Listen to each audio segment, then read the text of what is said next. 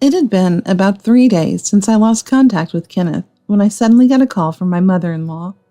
"If you move in with us, I'll tell you where my son's new house is. He's earning $8,000 a month." Who's making $8,000 a month? I couldn't believe what mother-in-law was saying. Kenneth must have been bragging and lying again. I kept silent because he didn't want to worry me, but I'm not going to continue being married to Kenneth and be made a fool of like this. "Then I guess it's divorce with my husband who actually earns $800, I said. "Don't lie." Mother-in-law laughed loudly on the other end of the phone. "Well, I'm not bothered by her misunderstanding. I'll send the divorce papers tomorrow," I said. "You'll struggle with your poor life, not me."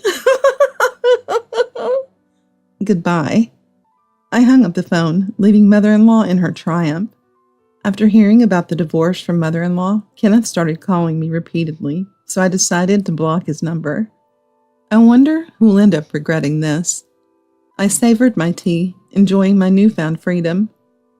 I'm looking forward to what lies ahead for us three. I'm Harper, a 48-year-old tax accountant. My parents passed away early, but I took over the tax office my dad left behind, and have been working hard every day. I met my husband Kenneth at a university club. He was 3 years younger than me and kept asking me out, but I wasn't very interested. However, his persistence continued, even after graduation, and I finally gave in, and we started dating. Kenneth won over my parents with his cheerful personality, and everything went smoothly, leading to our marriage. My in-laws never liked me. First, because I was older, and also because I was a tax accountant, as Kenneth told me. They were initially opposed to Kenneth being adopted into my family. However, their attitude changed abruptly in favor of the marriage when my dad suddenly passed away and I decided to take over the tax office. The wedding was held at my expense, a traditional affair.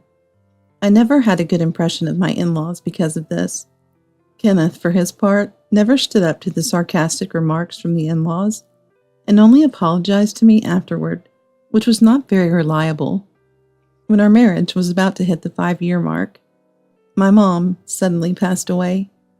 She had been living in a nursing home and apparently developed pneumonia from a cold.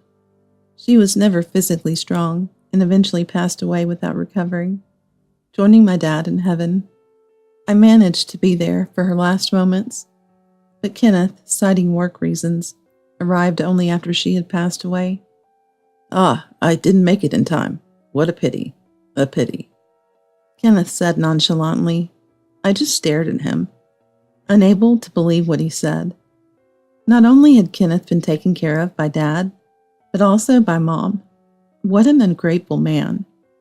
Kenneth, with a carefree smile, brought up the subject of inheritance.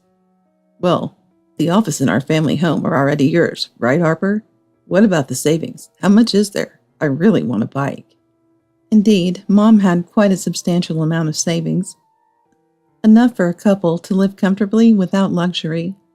But I didn't want to let a man who talked about wanting things right after Mom's death use my parents' hard-earned savings. "There's a bit, but hardly anything left," I lied. "Besides, where would you even keep a bike?" "Just rent a nearby parking space. Or are you planning to hog all the inheritance?" Kenneth glared at me, his face filled with anger. With a click of his tongue, he left the hospital. That night, Kenneth didn't come home and was unreachable. He always does this when we argue. Feeling fed up with his childish behavior, I reluctantly called the in-laws' house. "Hello? Oh, Harper, I heard you're trying to keep all of Mom's inheritance for yourself." I knew instantly from my mother-in-law's first words that my suspicions were correct. "I have no intention of keeping it all, but I want to use Mom's inheritance carefully." "You're not the one to decide that. How presumptuous for a wife." I couldn't understand mother-in-law's logic. Why was it presumptuous for me, her daughter, to decide how to use Mom's inheritance? I answered, trying to contain my anger. "Anyway, I'll decide how to use Mom's inheritance. If Kenneth can't accept that, I'm thinking of divorce." "Divorce?" After mother-in-law's shrieking voice, I heard Kenneth's panicked voice from the other end of the phone. Then, after a while, mother-in-law softened her tone. Harper, calm down. I'll send Kenneth back tomorrow. Talk it over, okay? Yes. Arguing with mother-in-law any further wouldn't change anything, so I responded shortly to end the conversation. That's good. It's just both of you got heated. I think you'll understand each other if you talk. Kenneth is reflecting on it too. Is that so? My displeased tone seemed to make mother-in-law anxious. In fact, I've been sending about $2,000 a month to my in-laws. Mother-in-law seemed frightened that this might stop if we divorced. That night, Kenneth stayed at his parents', and I had a peaceful rest at home. The next morning, Kenneth came home early and apologized deeply as soon as he saw me. I'm sorry. I really wanted that bike and acted badly without considering your feelings. Kenneth has always been impulsive and couldn't resist his immediate desires. He was also a spendthrift, so I somewhat understood and accepted his explanation.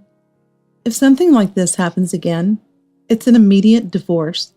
And stop running to your parents' house every time we fight. It's me who ends up getting scolded by your mom. I'm sorry. Why didn't I divorce them then? I only regret it now, but back then, I believed Kenneth would change.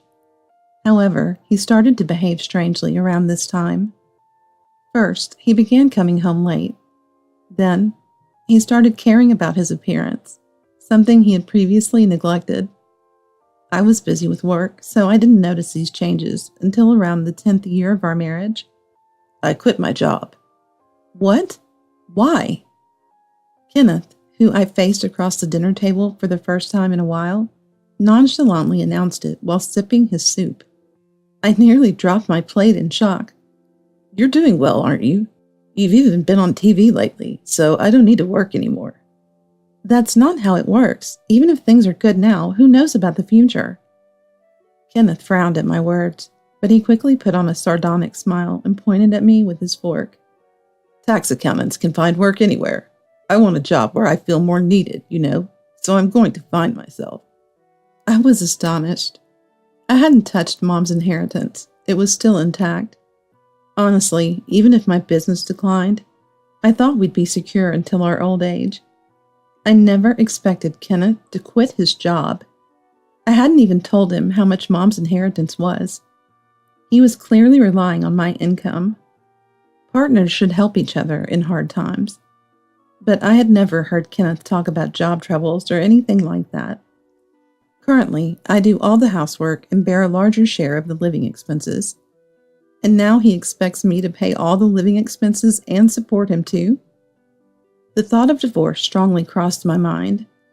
What about living expenses? Well, I'll do part-time work.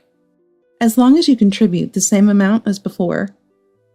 That's impossible. I'll contribute $500 to the house. Kenneth's words gave me a headache. We each had been contributing $1,000 a month. The idea that he would contribute only half as much as usual was unbelievable. What was he thinking? All right, that's settled then. I have plans with friends, so I'm off. Wait a minute. Kenneth abruptly ended the conversation and left to hang out. Because Kenneth's words occupied my mind, I made many mistakes at work that day and had to work overtime.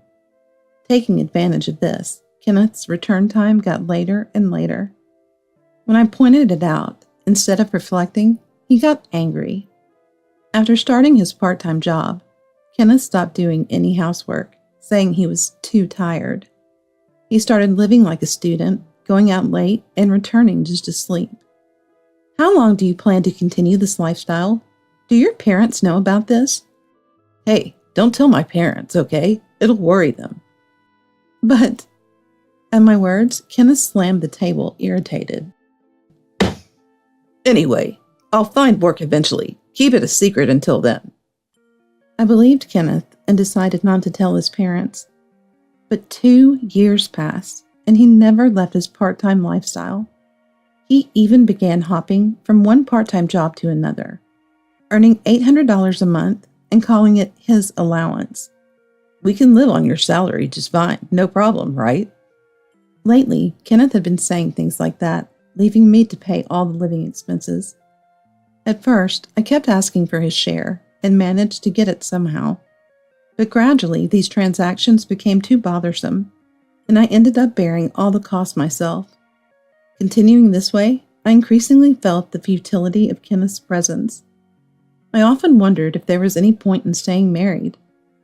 Still, I continued the marriage, unable to forget the smiles on my parents' face when our engagement was decided. However, an incident occurred that trampled on all my feelings. The call's not going through. One day, when Kenneth didn't return home after his part-time job, I tried calling him, but he never picked up. Maybe he went to his parents' house or out drinking again. He'll probably be back tomorrow. It wasn't unusual for Kenneth to return home in the morning, so initially I wasn't too concerned. However, 2 days passed without Kenneth coming home or any contact from him. That was certainly odd, and I decided to call his parents' house. But I couldn't reach them either, and they didn't call back. Could something serious have happened? The thought of contacting the police crossed my mind. It was about 3 days since I lost contact with Kenneth when suddenly I received a call from my mother-in-law. "If you move in with us, I'll tell you where my son's new house is. He's earning $8,000 a month." Who's making $8,000 a month? I couldn't believe mother-in-law's words. Kenneth must have been bragging and lying again. I kept silent because he didn't want to worry me, but I had no intention of continuing a marriage that made me a laughingstock. Then it's divorce with my husband, who actually earns $800. Don't lie. Mother-in-law laughed loudly on the other end of the phone. Well, I'm not bothered by her misunderstanding. I'll send the divorce papers tomorrow. You'll struggle with your poor life, not me. Goodbye. I hung up the phone, leaving mother-in-law in her triumph. After hearing about the divorce from mother-in-law, Kenneth's calls flooded my phone, so I decided to block his number. I wonder who will end up regretting this. I savored my tea, enjoying my newfound freedom. I'm looking forward to what lies ahead for us three. The next morning, I left the house early. I had already changed the locks yesterday. Even if Kenneth returned, he wouldn't be able to enter. Around noon, I checked my mobile phone and, as expected, found calls from mother-in-law. I also had several voicemail messages, so I listened to them with my earphones. The messages were not from mother-in-law, but Kenneth. "Hey, the locks are changed, and I can't get in. Come back right now." At first, the messages were like that, but gradually they turned into soft pleas against divorce and urging me to come home. I saved them all and booked a room in a nearby city hotel. After work, I moved to the hotel and sent a message to mother-in-law. The divorce papers have already been mailed. That house is my family home, so Kenneth, now a stranger, can't enter. His belongings have already been shipped. Mother-in-law called me multiple times immediately after, but I ignored them all, assuming it was Kenneth calling. Then I received a message. "Divorce isn't good. You and I are connected by the thread of destiny. Let's join hands again. It's not too late." I almost spit out my coffee at the sheer creepiness of this message. I never thought Kenneth had a way with words, but this was disastrously bad. I replied to Kenneth, barely holding back laughter. "I'm sorry, but our relationship is over. Please return the divorce papers promptly." Soon after, more creepy messages came from Kenneth, but I just laughed them off in bed and ignored them. The next day, I took a day off work and went to see a lawyer friend of mine. He's known Kenneth since our university days, and agreed to take my case immediately after I explained the situation. I prepared all the necessary documents and also presented evidence I had been quietly gathering over the years. With my friend's consent, I set the date for the final showdown with Kenneth. When I informed Kenneth, he quickly agreed to come to the discussion. He also sent messages pleading for reconciliation, but I ignored them, ending the conversation with, "See you on the day." On the day, Kenneth and his parents showed up, with an unexpectedly confident demeanor. Have you reflected properly? It's been enough time to cool your head, right? Maybe it's time to come back home. That's right. Our home is so lovely. Mother-in-law chimed in. I just smiled and nodded at the two of them. Kenneth's face turned pale when he saw the person standing next to me. What? Why is he here? I hired him, I responded. That's not fair. I don't understand what you mean. Kenneth glared at me, clenching his teeth in frustration. Amidst this, mother-in-law with a smile spoke up. Oh, Harper, that's not right. What isn't? Being with another man while you're still married. This must be infidelity, right? How much will the bond for the divorce trial be? I wonder. Mother-in-law's baseless accusations made both my friend and me chuckle.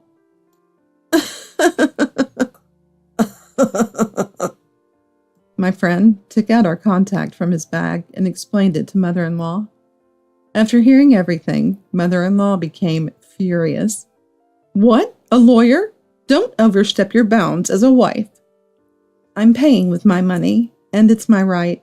You're welcome to hire one too.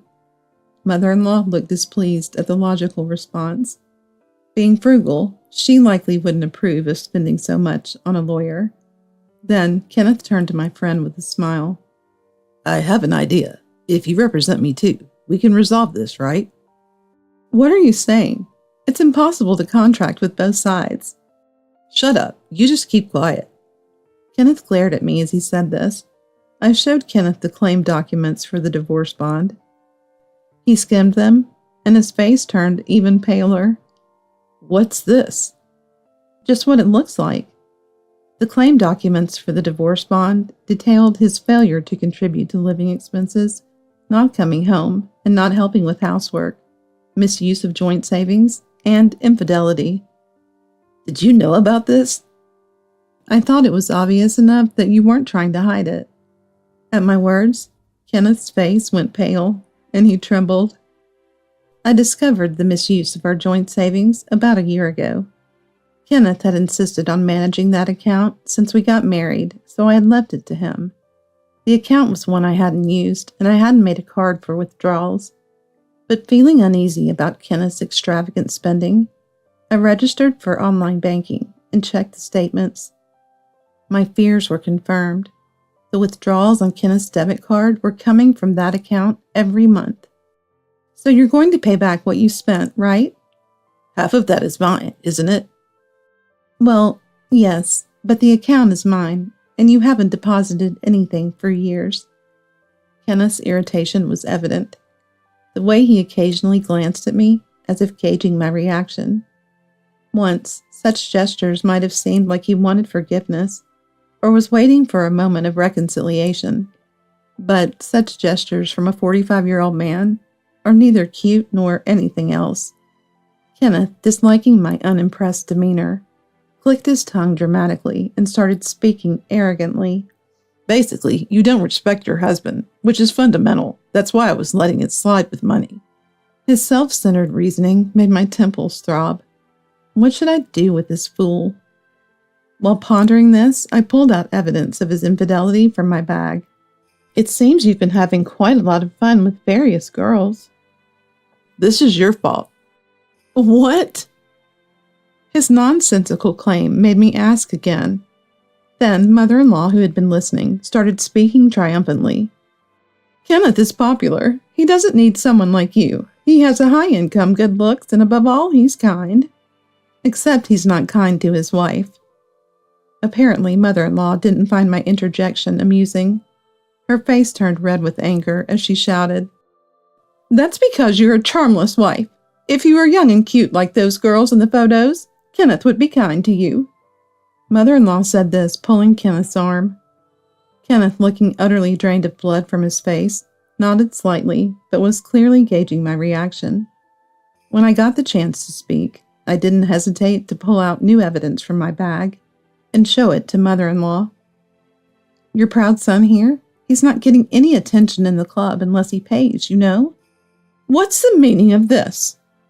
Mother-in-law snatched the photo from me and confronted Kenneth with it. Kenneth, seemingly out of energy to make excuses, just looked down. Just as the photo shows, Kenneth's been hanging out with club girls. He's there every day splurging money on them. Mother-in-law, her eyes darting around, froze while gripping Kenneth's arm. The affairs. I just wanted Harper to be jealous, to miss me. I was lonely. Sorry, I'll stop. I flipped through my documents as Kenneth desperately tried to explain. Then I showed them another piece of evidence. Printed messages Kenneth had sent to the girls. So you've been promising these girls that you'll divorce your wife, get a lot of money from the distribution of property, and then marry them and lavish them with luxury, huh? I read out loud, and Kenneth, visibly shaken, snatched the paper from my hand and crumpled it up. You can crumple that all you want. I have plenty more. Is this some kind of harassment? No, just showing you the facts. Kenneth gritted his teeth at my words, but realizing he couldn't win against me, he just clenched his fists and glared. Then, father-in-law, who had been silent, suddenly spoke up. This all happened because Harper didn't give him attention. It's her fault, isn't it? Affairs are a sign of a man's worth, after all. What era is he living in? I looked at father-in-law in disbelief. He seemed proud of himself, as if he had said something smart. You say it's a sign of worth, but Kenneth doesn't have that kind of money. Using his wife's money to impress other women is pretty pathetic, right? I thought I was making a valid point, but father-in-law just burst into laughter. I tilted my head in confusion. You used Kenneth's salary for living expenses, right? That's how you managed to save that much money. Just a part-timer trying to overstep her boundaries, huh? Who said I was a part-timer? I looked at Kenneth with irritation. As soon as our eyes met, he quickly looked away. I realized something in his demeanor. Do you know what my job is? You work part-time at an accounting firm, right? No, I'm an accountant. And also the president of the firm. Stop bragging. No, it's the truth. I handed my business card to father-in-law. I've never been so glad to carry business cards with me all the time. Father-in-law read my card, looking incredulous, then turned to me. This isn't fake, is it? This is real, and my friends here can vouch for that. As my friend nodded, father-in-law turned pale. I decided to drop another bombshell. Kenneth's income of $8,000, that was mine, wasn't it? What? Look, here's Kenneth's pay stub. I handed father-in-law the pay stub, and he cautiously looked at it. Mother-in-law peeked over his shoulder, too. Their faces turned bright red in an instant. Kenneth, you lied! Hey, what's this about $800? What happened to the company you worked for? Kenneth, cornered by his parents, looked at me with pleading eyes. I decided to help him. Kenneth resigned suddenly a few years ago. He said he believed there were other jobs suited for him. Well, it seems he hasn't found one in these years. Kenneth looked at me with a look of despair. I returned his gaze with a smile. If she hadn't been earning well, you wouldn't have suggested moving in together.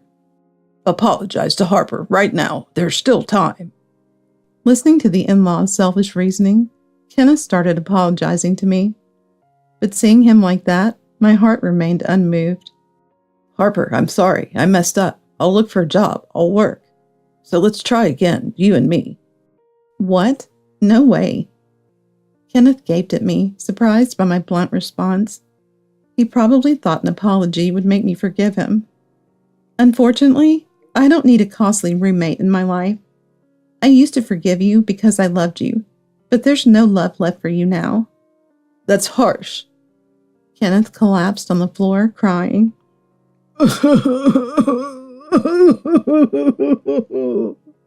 No one comforted him, and everyone looked on with cold stares. Harper, I'm sorry. We had no idea. But can you reconsider the divorce? Yes. Isn't divorce too hasty? We'll live together and straighten Kenneth out. Hearing in-laws still trying to force a divorce reversal and cohabitation, I was beyond appalled. Why should I forgive Kenneth and live with you? The in-laws stuttered, desperately trying to answer my legitimate question. Well, you know, Harper, you don't have parents. We consider you our real daughter. Yes, it's lonely being alone, isn't it? Their claim of seeing me as their real daughter didn't please me at all. In fact, it disgusted me. My feelings must have shown on my face because the in-laws continued, looking frightened. Look, we could go shopping, have lunch. Let's live together happily from now on. Right, living together, we'll surely understand each other better. Hearing this, I finally burst into loud laughter. In-laws and Kenneth looked at me in stunned silence. How funny. Live happily? Understand each other? No joke. I don't need a cheating husband, a pretentious father-in-law, and a bragging mother-in-law. My words turned the in-laws' faces red, but then mother-in-law's face went pale. A cheating husband and father-in-law? Yes, didn't you notice? It's not just Kenneth who's been unfaithful. With that, I took out the last piece of evidence from my bag. Mother-in-law's face turned to one of horror as she saw the photos. You're still continuing this? Why do you have these photos? Actually, I had incidentally witnessed father-in-law's affair when going to commission a cheating investigation. Thinking it could be useful, I had taken photos as evidence. You said you had broken it off that time. No, wait, this is a misunderstanding. What misunderstanding? Where did you go wearing the tie I gave you? Kenneth was flustered as the two argued. I handed Kenneth the divorce papers. Can you sign these now? The previous ones weren't returned. You're really going through with the divorce? Of course, hurry up and sign. Kenneth signed the divorce papers crying. I said goodbye to him and ignored the still quarreling in-laws leaving the place. After that, I went straight to the office to submit the divorce papers. I was finally free, legally and in spirit. Kenneth managed to get a full-time job through mid-career recruitment, but his salary was half of what he used to make, and his working hours were double. He cried every day, wanting to quit. Years of part-time work had made him think he could easily return to his previous status. His classmate who told me this was appalled at his convenient thinking. Moreover, once Kenneth's mistresses found out he had no money, they disappeared. Predictably, it wasn't Kenneth, but his money that had attracted them. Shocked, Kenneth confronted them at a club, only to be scolded by intimidating men, and since then, he hasn't dared to return. The house he moved to, paid for with my savings, soon became too expensive for him to maintain, and he was kicked out. Now he lives crammed in a small 4-room apartment with his parents. They divorced after a huge fight, but lacking the funds to live separately, they live together on Kenneth's salary. Father-in-law's affair partner was mother-in-law's classmate, and their affair came to light when Kenneth was a child. It seemed they continued their relationship under the radar. However, this time, the affair partner decided to leave father-in-law for good. Like Kenneth, father-in-law had been squandering his time on women, leaving him with no savings. It was no surprise that mother-in-law and father-in-law constantly fought about money and women issues, sometimes even involving the police. They become known as the neighborhood nuisance, struggling to find part-time work and relying on meager pension. As for me, my business is going well, and I've even increased my staff, feeling the need to tighten up more than ever. Additionally, a friend has become my consulting lawyer, giving me peace of mind to entrust important matters. In my personal life, I started keeping cats. Since Kenneth disliked animals, I had refrained from getting a pet, but now there was no need to hold back, so I happily adopted one.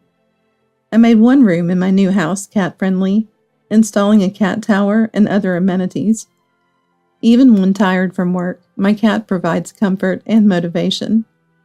The cat has brought a healthy balance to my life, and lately my work performance has been exceptionally good. I'm even considering adopting a second cat. Additionally, there's someone I've recently started to find interesting. The person I've recently started to find interesting is a friend who also became my consulting lawyer. He's a classmate from college, and to be honest, I had never thought of him in that way before. But he listened to me talk about my post-divorce feelings until morning and took me out for meals, even introducing me to my beloved cat. The cat has become fond of him, and I sometimes invite him over on my days off. His calm manner makes him a comforting and trustworthy presence.